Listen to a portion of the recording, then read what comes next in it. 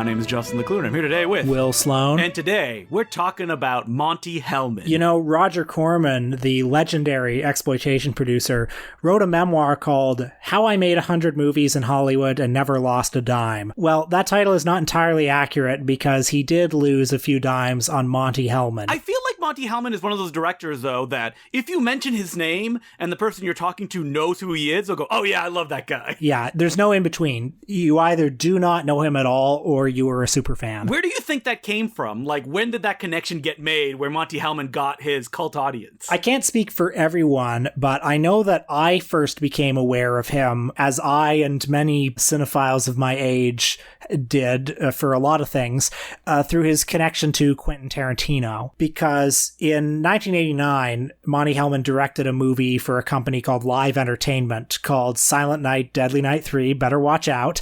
And that's a movie that even his staunchest fans tend to dismiss. But Hellman famously read the script for Reservoir Dogs and liked it and wanted to direct it, but Tarantino wanted to make it himself. So Hellman hooked him up with his bosses at Live Entertainment, and the rest was history. So when I was a teen, there was this Reservoir Dogs DVD that had an interview with Tarantino where he was talking about his influences, and that's where I first heard of Monte Hellman. I remember Tarantino in that saying something like, well, everyone's favorite Monte Hellman movie is 2 Lane Blacktop. And I thought, wait, like, who's this everybody? Who knows who Monte Hellman is? I need to be one of those everybody people. I mean, even though he has that Tarantino connection, and even though Hellman started his career working with Roger Corman, and he made Silent Night, Deadly Night 3, he is anything but an exploitation filmmaker. I feel that my connection with Monte Hellman came about even before I saw any of his movies, because he is the king of, like, put upon directors.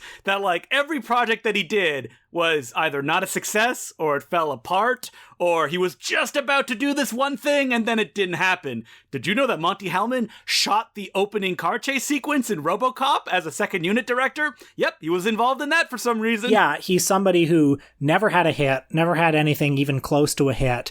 He had one big crack at big studio filmmaking, and that was a movie called 2 Lane Blacktop in the early 70s, which was supposed to be kind of like the next Easy Rider, but it did not do very well. Bookending that film are productions that he made for Roger Corman, which were not successful for even Roger Corman. After that, he worked only sporadically. He made a Western that didn't get released in the United States. 10 years after that, a movie called Iguana that didn't get released in the United States, and he ended his career in the early 2000s with Road to Nowhere, which is a movie that kind of only attracted the hardcore Monte Hellman devotees.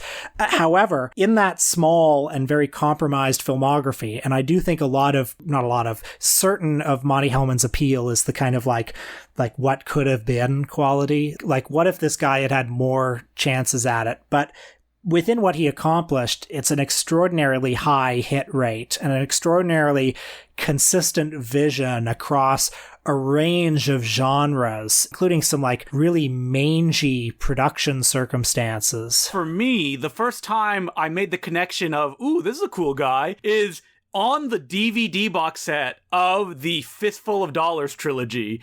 There was the TV scenes that Monte Hellman shot for it. And I think he must have done an intro or a commentary on it. Have you ever seen those scenes? Which basically for the TV version, it sets up Clint Eastwood's character as being sent down by the government. So he's always a good guy. So there isn't that gray about him. And Monte Hellman shot those sequences where in classic Jackexploitation style, you only ever see like Clint Eastwood's face in shadows or the back of his head. Yeah, and Monte Hellman also directed a lot of scenes for his mentor, Roger Corman, because Corman would make a lot of movies that were 60 minutes long, but to sell them to TV, they had to be at least 70 minutes. So, like, Monte Hellman would come to like the beach, you know, when they were filming Creature from Haunted Sea or something, and just shoot 10 minutes of like, could have been anything, 10 minutes of totally extraneous footage. What actors do we have? All right, let's get out there. I mean, Monte Hellman said that those pickups that he did for those Corman productions were some of the most fun, creative adventures that he had, because no one cared what he did. As long as he came back to Corman under budget and had a certain number of minutes, he could do whatever he wanted.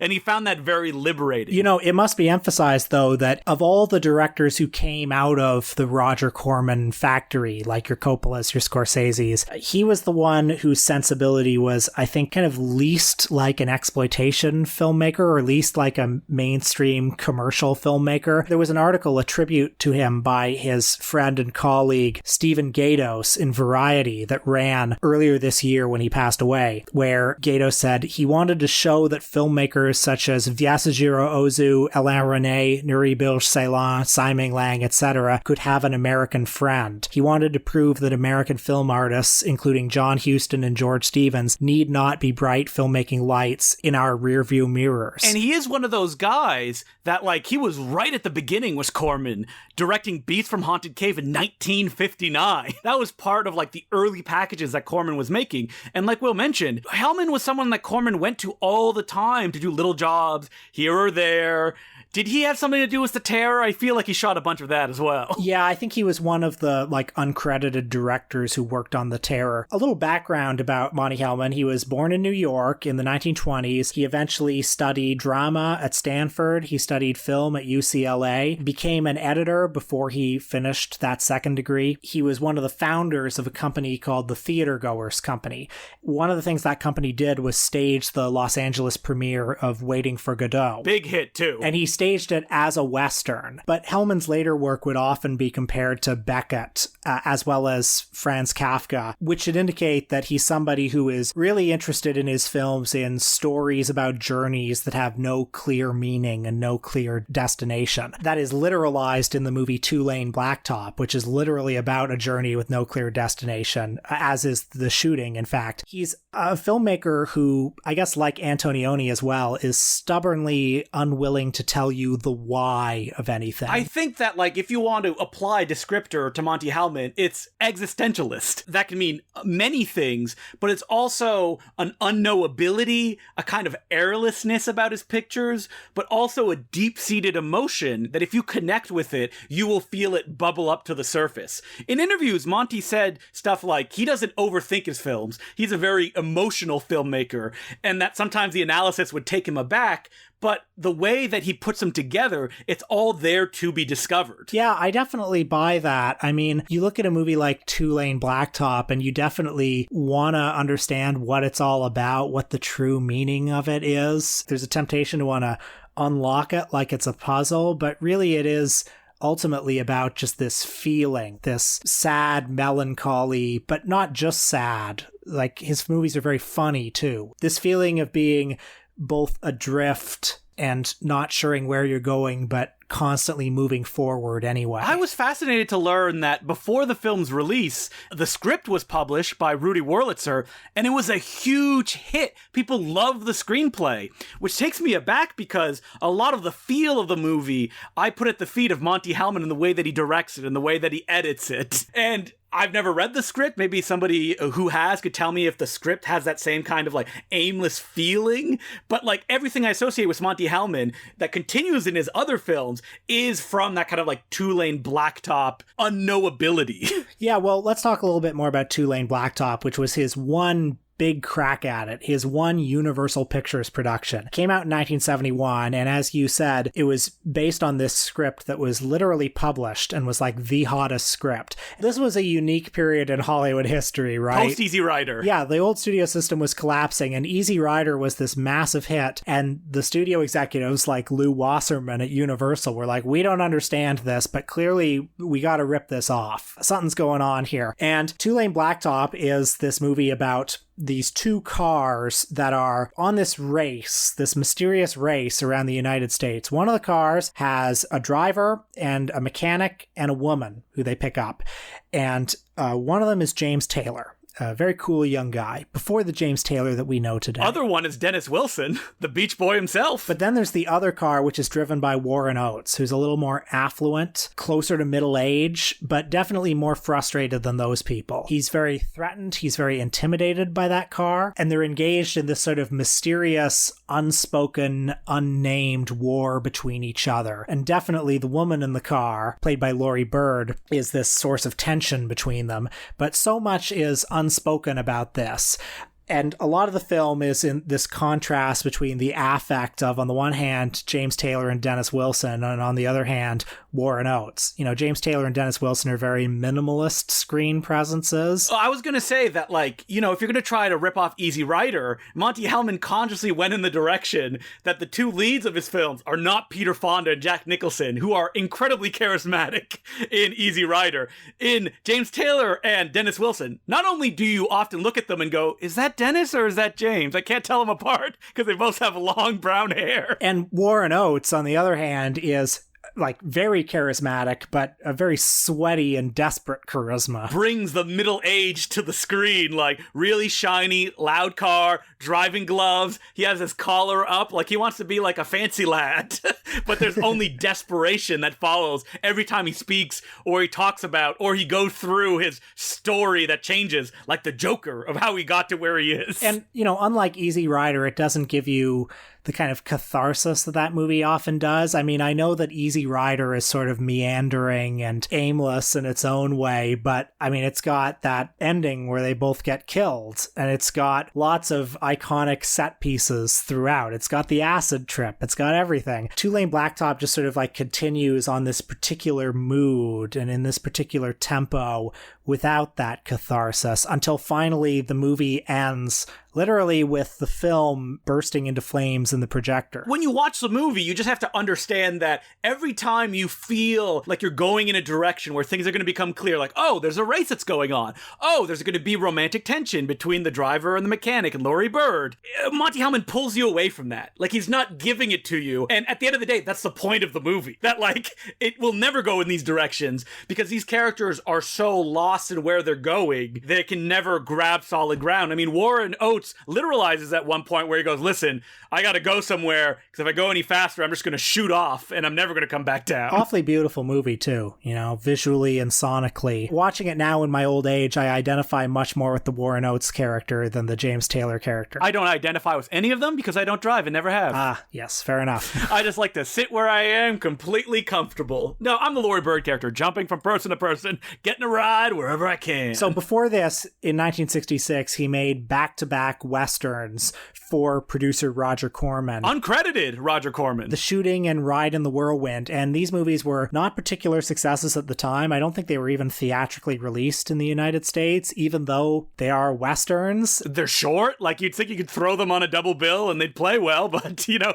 the curse of Monte Hellman, I guess. They're now Criterion anointed classics, and maybe it's easier to appreciate them now with the benefit of hindsight, where you can see kind of like how they exist in the broader end of the West acid Western movement that was happening at the time. I don't know. But they are stripped down, like Waiting for Godot, like you mentioned, style plays where you don't quite know what's going on. Everybody's a little bit aggravating, but there's something just magnetic about what's happening on screen. Yeah, The Shooting, which is one of my favorite Hellman movies, is about a retired bounty hunter played by Hellman's muse, Warren Oates, and his friend, played by Will Hutchins, who are helping to transport this mysterious woman, played by Millie Perkins, through a desert towards some destination, some town. And they don't know anything about her. She's appeared very mysteriously. Hutchins is clearly very smitten with her, whereas Warren Oates is suspicious of her. She is someone who behaves very strangely. She's quite mean and ill-tempered with them.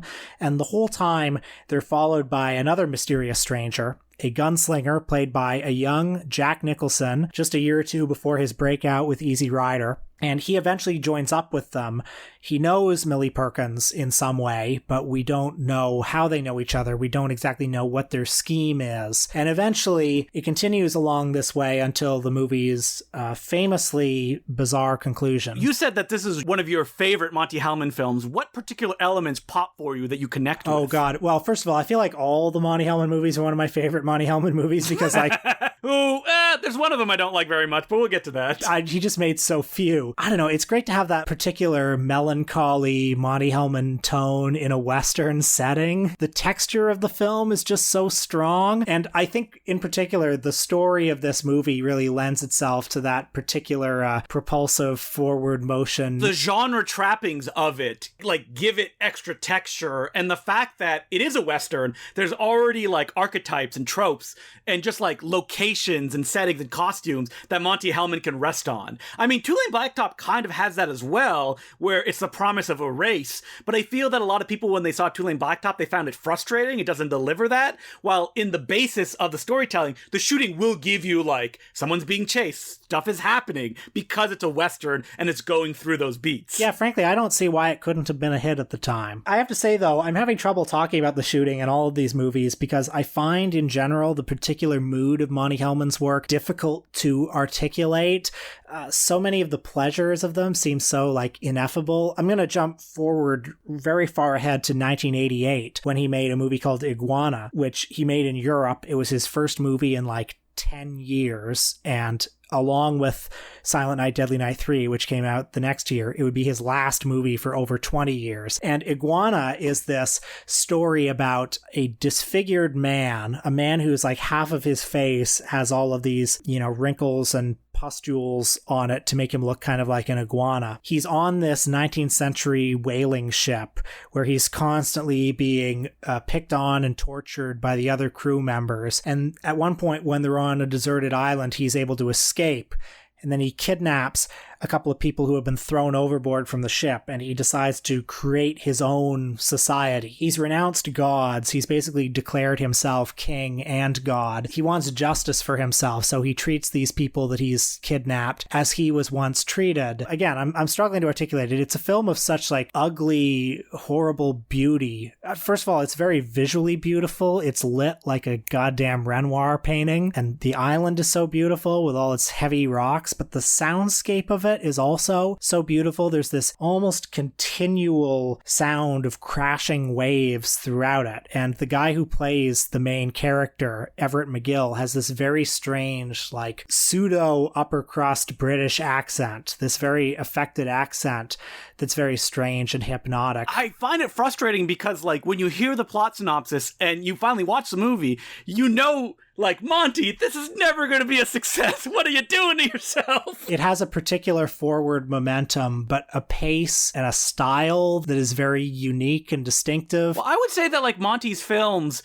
like, none of them really ran that long. Like, you look at Iguana and it's just like 100 minutes in its director's cut form. Like, those aren't Antonioni style, like, oh, just stay in the images, because Monty has so much control over everything that he's showing the viewer. And that's the thing about his movies, is that while you could describe them as, they're a little bit airless, they're kind of meandering, Hellman knows what he's doing, and he knows what particular feelings he wants to invoke in his audience. I think there's a particular rhythm that his films have. There's a particular tone that is sustained throughout, and Iguana is definitely a Hellman film in the way that, like, it's about the notes that he doesn't play. First of all, I mean, it's courageous, I think, how resolutely himself, the main character, played by Everett McGill, remains. Oh yeah, he's a jackass throughout the film. He's a jackass throughout the film, but he's like a hurt jackass. He's somebody... Yeah, like, he can be a victim of, like, terrible things and then still be, like,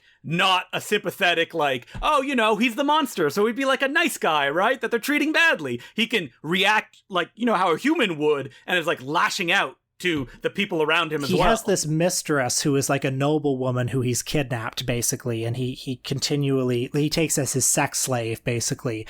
And so much of her is unexplained because, like, she went from kind of one kind of enslavement to another kind of enslavement. And all of these characters, I think, are granted a certain amount of privacy by Hellman. Like, we only know about them and their feelings what they tell us in the dialogue. And as a filmmaker, Hellman doesn't editorialize a lot. He doesn't use a lot of music and fancy editing to guide our emotions. You've just got this kind of continuous, like, rhythmic lapping of the waves as these characters go about their business, and Hellman looks upon this society that's being created on this island with a god's eye view of it, and without any sentimentality, with just a lot of kind of cold objectivity, but in there is an enormous emotional power. I think that lapping waves is a great metaphor for Monte Hellman's filmmaking style, which is like water coming in. It seems like it's going to be right in front of you. You'll be able to grab hold of it, but then it recedes from the viewer because he's not giving you those things, but it's happening, like you said, at a rhythmic pace. So there's its own hypnotic qualities that you can get involved with the way that it's just proceeding. But at the same time, something like 2 Lane Blacktop, when it reaches those final moments, if you've connected with it, it is deeply emotional in the way that it plays out. Let's talk about a movie that he made after 2 Lane Blacktop in the 70s called Cockfighter, which was his final film with producer Roger Corman. One of the few movies that Roger Corman produced in the 70s that was not a financial success. I mean, I know that I probably like this one a bit better than you, although it is difficult viewing for anyone. Man, this is a movie I really want to love because it's got Warren Oates. It's adapted from a Charles Willeford novel, who I love, and it's Monte Hellman. And it's about goddamn cockfighting, though. Like literal chickens fighting on screen, not faked.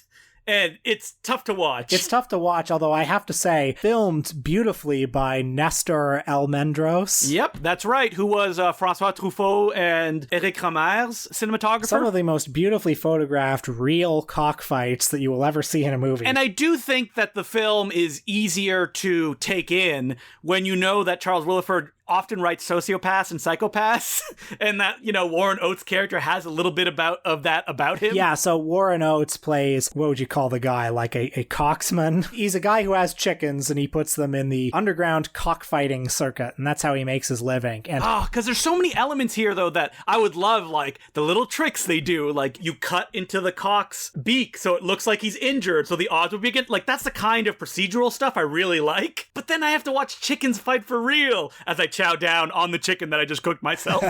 Well, okay, but if I can try to sell you on the movie, I mean, the movie begins as Warren Oates has made this bad bet with Harry Dean Stanton, who's another cockfighting impresario. He loses the bet where, like, he loses his house, his wife. Oh, I'm really bothered the fact that he, like, gives Harry Dean Stanton his wife. Like, not good. Hey, listen, I'm not saying this is a movie about a nice guy or good people. No, I know. It's a quintessential Hellman protagonist in the sense that, like, this is a guy who loses everything. And by the way, takes a vow of silence. He takes but he does narration throughout the movie. That feels to me like a Roger Corman concession. Absolutely. Well, you heard the stories, right? When they kept trying to recut it, that at one point Joe Dante, when like Warren Oates goes to sleep, Roger Corman made him put like footage of like cars exploding. Oh, well, that's because when the movie first flopped, Corman was like, okay, we got to figure out a way to make some money off this stuff. Like, yeah, put in some tits, put in more tits. Doesn't matter that the tits don't match. There have to be tits in here. I mean, it has like a million hilarious alternative titles, doesn't it? Like Born to Kill, Wild Drifter, Gambling Man. The Warren Oates character, he's this quintessential Hellman protagonist where, like, he's a guy who loses everything and it doesn't entirely matter. Like, he's made this vow of silence. It has less to do with anything except his life as this itinerant wanderer. And the movie has this enormous sense of atmosphere of just shitty, rustic cockfighting world, you know? At one point, like, the organizer of a tournament explains how they're just gonna do it in the hotel room because they can't do it anywhere else. Like, I love that kind of stuff. But man, this movie, I've watched it a number of times, each time being like, I want to like it this time. I can't get into it. How about, though, we did both watch Hellman's final film from 2011, which is one that I think you like more than I do, Road to Nowhere. So this film came out of nowhere, where it's like one of those last swings by a director, where it's like, whoa, Hellman hasn't directed a film since, you know, the short he made, Trapped Ashes. And before that, Silent Night, Deadly Night 3 was the last feature. 15 years before then. So I actually never watched this movie because it got really bad notices when it came out, and I was like, okay, you know, I don't want to see poor Hellman flopping around. But when I watched it this time, I feel like I got the sensation from it that Will always wants when he watches The Canyons in his, like, yearly foolish, like, Don Quixote-like quest. Yeah. Like, oh, I'm gonna like it this time. I'm gonna like it. And every time a review comes up on Letterboxd, he's like, didn't like it. Yes. Well, that's interesting. I mean, this movie does have its defenders. Like, it was one of those movies that, like, Ignatiy Vishnevetsky really went to bat for at the movies. Yeah, Peter Labuza and the likes. Like, it was a big movie kind of hit in the day, but the mainstream critics didn't go for it all that much.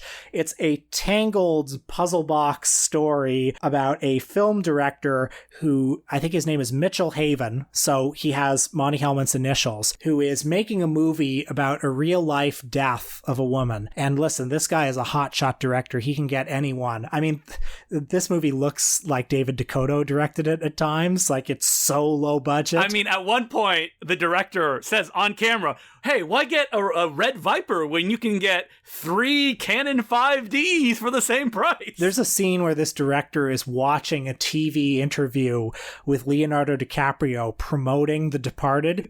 Yeah, we could get Leonardo DiCaprio, right? It's like, buddy, come on. Leonardo DiCaprio is talking about working with Jack Nicholson, and I have to believe that this is, like, Hellman knows what he's doing in putting this in the movie, because he's making a joke about the fact that, of course, they're not going to get Leonardo DiCaprio. They're not even going to get Hellman's old friend, Jack Nicholson. I was going to say, is that like an in-joke where it's about Jack Nicholson kind of leaving Monte Hellman behind, considering they were so close when they were doing Corman stuff? I think so. I think it has to be. Why else would you put that in the movie? And so this director, he sucks. He's the worst. Like, every time he was on screen, I was like, oh man, come on. Okay, I had a lot of trouble just with this movie, like, getting on its wavelength, figuring out what tone Hellman was going for. It's one of those movies where I was watching it all the time thinking, is this supposed to be like this? Is it supposed to be this stilted and awkward? And I haven't quite come to that conclusion yet, although, you know, signs point to maybe. It feels very calculated, because, like, at the beginning, you're watching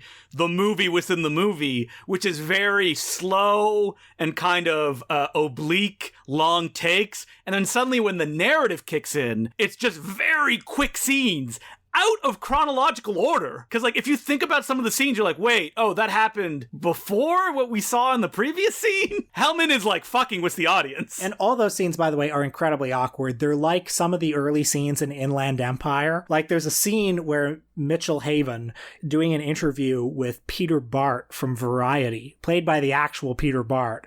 And it's one of the, like, weirdest, most awkward interview scenes I've ever seen in a movie. And there's this bizarre montage, this bizarre romantic montage where the director, Mitchell Haven, is going on a long date with his leading lady, played by Sharon Sossman. Ah, Mrs. 40 Days, 40 Nights herself. Just everything about the way the scene is timed and shot seems like a little weird. I just found it, like, so hypnotic in the way that it was presented, and I'm not gonna say that Monte Hellman intended it that way throughout. But maybe he realized how it was, so he tried to obfuscate it as he was editing it, and I just found that fascinating, that it seems like the mystery is about to reveal itself to the viewer, but then you're like, wait, no, it still doesn't make any sense, what we're watching. Like, what is real, what is not? Is this a con of some kind? You'll never get an answer by the end of the movie. Yeah, I should say that I had a really hard time following the plot, and I paid very close attention. But I found it really interesting when, like, 15 minutes in, I realized, oh, this is a movie about Laurie Bird, the actor that appeared in Cockfighter and 2 Lane Blacktop and committed suicide when she was 26. Yeah, okay, so Mitchell Haven is Monte Hellman, and the guy he shoots towards the end, is that Art Garfunkel? I think that's definitely who that is. Shannon Sossamon is, I mean, it's not like beat for beat, but the fact that, like, you know, he starts a relationship with the actor that's in his movie, like, Monte Hellman went through all of that stuff as well. And it's also, like, real on the nose, like, old filmmaker making a young person's movie, or trying to, which I really enjoyed. Like, some real Mort Rifkin, like, watching The Seventh Seal and, like, nobody makes it like this anymore. Oh my god, every time there was one of those scenes where the guy, this, like, 30-year-old filmmaker is watching The Seventh Seal, and he's watching on his bed, and he's like, what a fucking masterpiece. It's so awkward. That guy, the guy giving that performance is so fucking awkward. Oh, he is not good. But I think that, like, all of those elements together, I found very appealing about the motion picture, whether it was intended or not. I mean, like, the conclusion it comes to, I'm like, I don't buy this for a second. But everything leading up to that, I found very enthralling. Yeah, I mean, I know that he didn't write the script, but it certainly feels very personal for Hellman. It feels like this pure expression of him. And I mean, I gotta say, the tone of the movie it's consistently awkward. Like, the tone is as consistent as it is in any of the earlier Hellman movies. It's a weird tone. It's that Canyons tone. It's an old guy trying to make a young person's movie. And that's what I find really interesting with it. But unlike Paul Schrader, who I feel didn't push things far enough in the Canyons, Monte Hellman's not taking any prisoners with Road to Nowhere. Like, he's not trying to make any connections or friends with his audience. Certainly not. Well, it flopped like they all did. That was it for Monte Hellman. He opened an Airbnb. That's what he did for the rest of his life. And, I will always regret that I didn't go to his Airbnb. We would talk about it like every couple of months, being like, man, Monte Hellman still has his Airbnb, right? Yeah, we would like Google it and be like, hey, look, there are reviews for his Airbnb. Wouldn't it be great to go to that? And it's like, fuck, should have gone. You'd hear from people who'd be like, hey, Harry Dean Stanton came over one night. Oh my God. What if you're there and there's a knock at the door? It's Jack Nicholson visiting Monte Hellman for the first time in 30 years. And he's like, I'm sorry, Monty. And you're just sitting on the couch watching it happen. I would say, hi, Jack, loved you in anger management.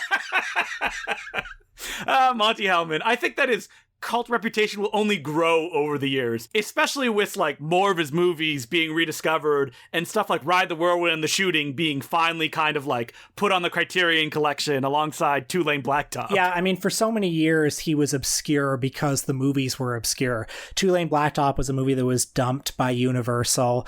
The Roger Corman ones were never like the crown jewels of the Roger Corman library. Iguana, China 9, Liberty 37, these movies were just kind of like neglected and forgotten. And, I think he's one of those filmmakers too. We were talking about where we first heard about him, but he's somebody whose reputation I think has really been fostered by the internet. It's been fostered by like Mubi and Letterboxd and all of these developments of recent years that have shone a light on these people who aren't in any of the real established canons. And if you really want a great look at Monte Hellman's personality, check out the commentary he did on the movie Shatter, which was a film Monte Hellman was fired from, and while doing the commentary, he's watching it for the first time. Have you ever seen that movie, Will? I have not, no. It was a Shaw Brothers Hammer co-production. So it stars Stuart Whitman, but also has Dick Lung, Lili Lai, Bruce Lau Kar Wing. And as he's watching it, Monte Hellman's like, wait a minute, I directed like 80% of this. And you get to hear it happen in real time. All right, I'm putting that on my to-do list. Okay, so as per usual, you can send us letters at importantcinemaclubpodcast@gmail.com. So our first letter is from Joe Clark, and he goes, hey, Justin and Will, I wanted to thank you for continuing to make a great podcast. Thank you. Your thoughtful takes on films of all origins, aspirations, and budgets has challenged some of my previous approaches to art. Ooh, nice. And your recommendations have been a bright spot in the darkness of this past year. For instance, playing the Golden Ninja Blu-ray of Bela Lugosi Meets a Brooklyn Gorilla for my wife. Oh no!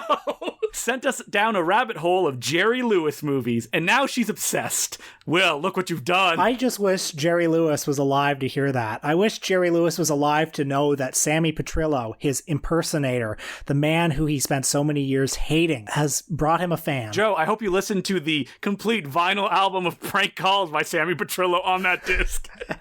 I know the subject of Jerry Lewis has been explored in depth on the program, especially Lewis's directorial efforts, but we'd love to hear your take specifically regarding the Martin Lewis movies. You know what, Will? That would be a good topic for an episode, Martin Lewis movies. Yeah, I'd love to. I mean, the Martin Lewis movies, I have a pretty standard take on them, which is that most of them are, pot boilers. They are like any comedies of the 50s. They're like Abbott and Costello movies that you plug Martin and Lewis in. Like Martin and Lewis, much of their appeal is said to have been how explosive and unpredictable they were in a live setting, how wildly improvisatory. However, there are some good Martin and Lewis movies. Artists and Models, Hollywood or Bust. Have you ever seen Money from Home? The first 3D comedy starring Martin Lewis. No, I think that's one that I haven't seen, actually. On an episode of the Gilbert Godfrey podcast, John Leguizamo said that was like one of his favorite comedy movies ever. Well, I mean, I'm sure he watched that one when he was a kid. When I was a kid, my local Blockbuster had The Caddy, which is one of the Martin and Lewis movies, not one of the better ones, but I watched that movie so many times. So the letter actually continues on the same topic. I have a question. I recently became the proud owner of a couple dozen red and blue 3D glasses, long story, and I was wondering if you had any favorite 3D movies you would recommend. Best wishes, Joe Clark. I'll go with kind of the cliche answer of I like House of Wax with Vincent Price. In fact, I was lucky enough in, I believe, the year 2003, 2004, when I was just a teenager, I went with my friend to the Royal Cinema to see House of Wax in 3D, on film, and that was such a great night. The scene halfway through that movie where there's a guy with a paddle ball who paddle balls into the audience. Oh, so fun. Did I see with you Creature from the Black Lagoon in 3D when they showed it? Yeah, they showed that. We saw it at the Young and Dundas Cineplex of all places. That was a blast. I love 3D movies, but unfortunately, the pop-out effect doesn't work for me. It's like something to do with my eyes and astigmatism. So I get the depth of 3D, but I want like people like pointing things in my face and then popping out. I have a very vivid memory as a kid going to the Muppet 3D thing in Florida and being floored by the 3D in that movie. And I've been chasing that dragon ever since, even though my eyes will never allow me to see that beautiful 3D-ness. Well, I'm sorry that you're not able to get that. I mean, I'm sure you would be disappointed by it if you eventually did get it. I keep watching Coming At Ya, being like, I want the stuff to pop out of the screen at me. Oh, can I tell you about another great movie-going experience I had? In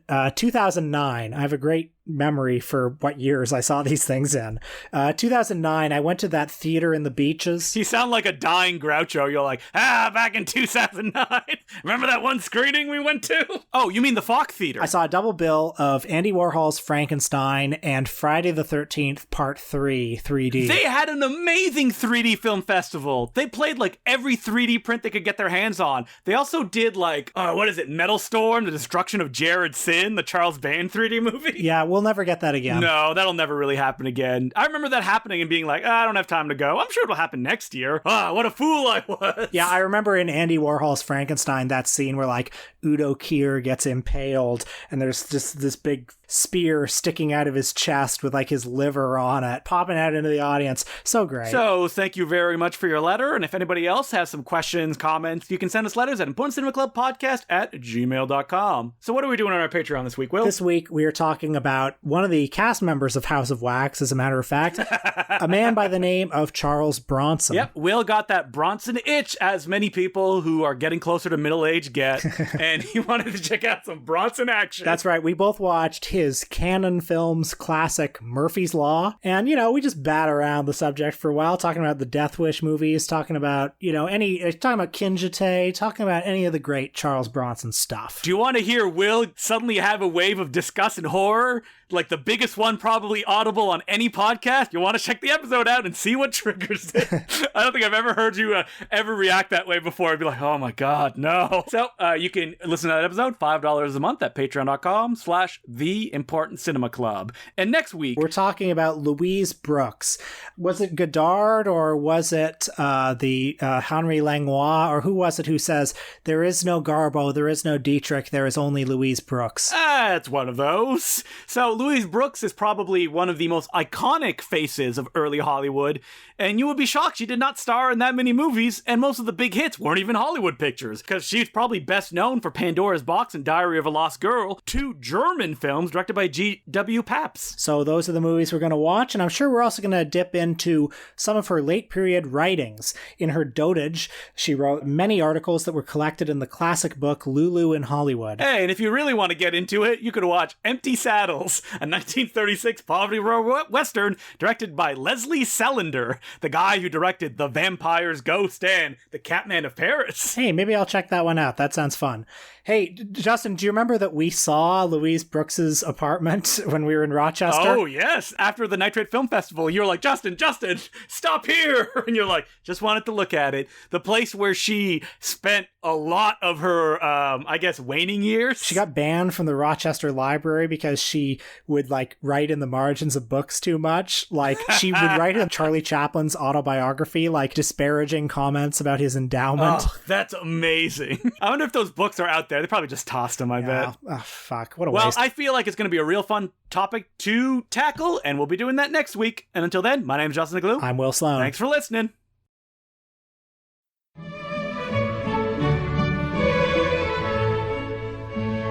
We interrupt this program to thank some of our new Patreon subscribers, who include Trellhouse, Michael Garland, Primrose Pass, Dr. William Rossno, Austin Kimmel, Pedro, and James Long. Thank you very much for becoming patrons. We could not do it without you. And as I usually remind you, listener, if you haven't given us a review on Apple Podcasts, we would really appreciate it if you did. And now, we return you to your regular scheduled programming. So I got a book from Amazon this week, a book that has been sitting there. Oh, by the way, you shouldn't shop at Amazon. It's very bad. It's a terrible company. That's not an endorsement. Unless you're buying Motor on Morturn or any of the other books we published. There are some things that you can only get on Amazon, and that was the case for what I got this week, which is a paperback called The Movies of Amy Yip. Wait, who's Amy Yip, Will? I mean, I know who it is. I'm just kidding. You know who Amy Yip is, you dirty dog, you. Do I? Boy. Amy Yip is, or was, still is, she's still alive, but she's not active anymore. She was a popular star of kind of softcore, sexy Hong Kong movies in the early 90s. Category 3 films. We've talked about that before. That's right. Category 3 films. Her big movies were Erotic Ghost Story, as well as Sex and Zen. Those were pretty big hits in the early 90s. She was also known for other big things. I'm doing like the Groucho eyebrows now, and nobody can see me doing it. My eyes just popped out of my head like a Tex Avery wolf. Yeah, I remember when I was a teen, when I was a boy, coming into his identity, going to the Chinatown malls, I got a DVD, a bootleg DVD of a film that she was in called Pretty Woman. I think it's a ripoff of the Julia Roberts film, but like veers from the plot very heavily. But it was a movie that I became aware of because in Thomas Weiser's book, Asian Cult Cinema, awful book. We both devoured it as kids. He described it as having a 10-minute shower scene with Amy Yip. And I thought, well, holy shit, if I ever stumble on this in the wild, I've got to get it. And sure enough, I did, and I got it. You know, it's weird that I've never seen any Sex and Zen movies. Oh, well, the first one's pretty fun. Yeah, that's what I hear. And the remake of it was a huge hit a couple years ago. But anyway, getting back to the book, was it mostly just images in the book, Will? No, actually, it wasn't mostly images. It was mostly text, but it's like a zine, basically. How dare you say something is like a zine disparagingly? Well, listen, I like it. It's good. I don't want to be down on it. It's like, it's a cute book. It's fun. It's nice that he made it. But I think that when you brought it up, to me, it was like, whoa, somebody wrote a book on Amy Yip? Like in English? Well, I knew there had to be a catch. I knew that this is not going to be like the exhaustive, extremely researched Amy Yip book. But what that made me think of is like, wow, anybody can publish a book now. And is that good? Or is it bad, Will? I think it's good. I don't see any downside. I think it's good. Yeah, I don't see any downside. The only downside is you might accidentally buy a bad book. Yeah, that's it. And you know what? If it was published by a big publisher, you could still buy a bad book. Yeah, I just think it's great that there are like so many more books about so many more things than ever before. Do you know you cannot apply for governmental funding if the books that you wrote are self-published? Really? Wow. I mean, it's the same deal with movies, that you cannot get a grant, and this is going to make you laugh, unless you have distribution as a Canadian film in theaters. I'm sensing a lot of long nights where Justin is poring over the requirements, like reading the footnotes, trying to be like, how can this be? How can this be? Well, I'm like, what film that's Canadian, Will, have you ever heard has been distributed, like, widely? That's not Bone Cop, Bad Cop. Not many. Yeah, a little movie called Red Green's Duct Tape Forever. So, like, those are crazy rules that are written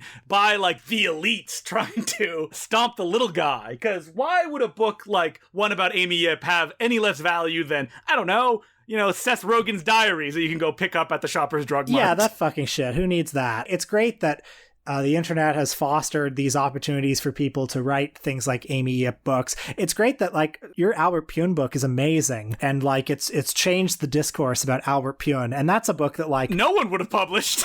I mean, maybe, like, Bear Manor Media would have published it, maybe, but, like, I mean, I feel like Bear Manor Media and, like, McFarlane, they're like, yeah, you pay us to publish your book, and then we turn around and we charge, like, $50 for it. There's nobody who probably would have published the Albert Pune book who would have made it worth your while. And yeah, you put it out on your own and it did well, and it's changed the Albert Pune discourse. Well, I think that it's important now that people can get books out there, and like we said earlier, like, you'll know if it's bad or good. Like, it's not hard to pick up a book and go, all right, is this interesting? Like, does this person have something to say? I mean, my trick for any Bear Manor and McFarlane book is I crack it open and I look down. If I see a plot synopsis and I flip a bunch of pages and I look down again and it's another plot synopsis, I'm like, not for me, and I put it back on the shelf. Yeah, smart. Because that's the curse of those kind of self-published books. But yeah, the more the merrier is what I say. Get the most niche subjects possible. How else would I have on my shelf a book about Wheeler and Woosley that was published by McFarlane? I just ordered that. Did you?